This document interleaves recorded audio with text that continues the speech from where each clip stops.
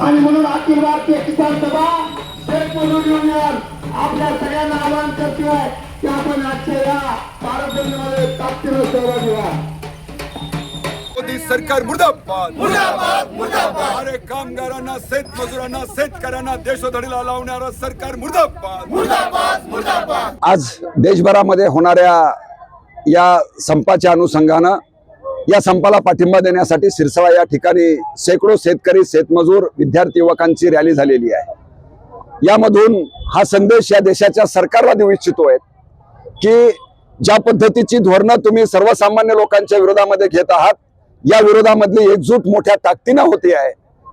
ज्या पद्धतीचं धोरण तुम्ही आंतरराष्ट्रीय पातळीवरती व्यापार करार करत आहात, या व्यापार कराराच्या आडून आपण केलेले काळे कारनामे लपवण्यासाठी या देशातल्या जनतेला तोंड घुसी पाडत आहात.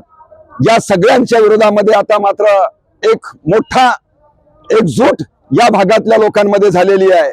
आणि म्हणून हा करार बेकायदेशीरित्या ज्या पद्धतीने या सरकारने संसदेमध्ये न आणता, कुठल्याही वैधानिक पातळीवरती चर्चा न करता, या देशातल्या जनतेला अंधारात ठेवून आपल्या देशाच्या सार्वभौमत्वापेक्षा, आपल्या देशाच्या संवैधानिक ढाच्यापेक्षा साम्राज्यवादी देशाच्या प्रभावाखाली येऊन, त्याच्या दबावाखाली येऊन जो करार केलेला आहे, जो करार या मराठवाड्यातल्या, या विदर्भातल्या शेतकऱ्यांच्या सोयाबीन आणि कापूस उत्पादकांना पुन्हा एकदा मरणासाठी शरण रचणारा असणार आहे.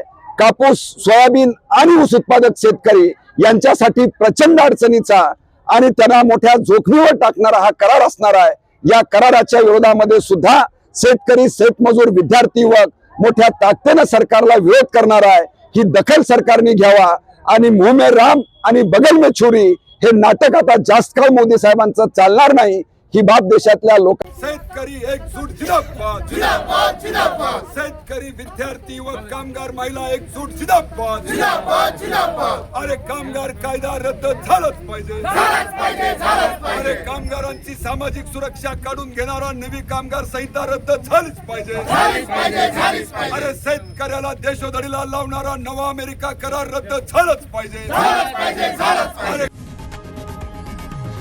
लोकशाही मराठी ऐका, पहा, जागरूक रहा.